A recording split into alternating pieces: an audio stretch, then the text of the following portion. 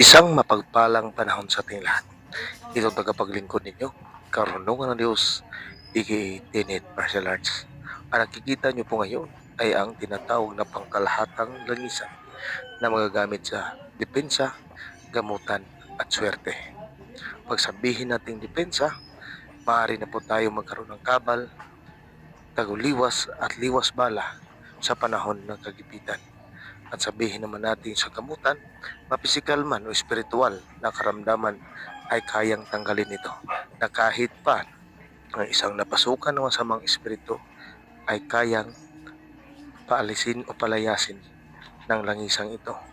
At hindi lang yan, nakagagamot po tayo na kahit pa sabihin natin mga walking poses o yung mga tao o mga bata na ay nalilihan ng mga masasamang espiritu.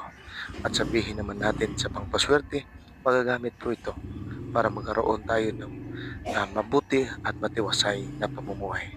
Mga kapatid, ito po ang tagapaglingkod nyo, karunungan Diyos, ikitinit martial arts, at ito po ang ating pangkalahatang langisan. Maraming salamat at hanggang sa muli, mapagpalang panahon at mapagpalang araw.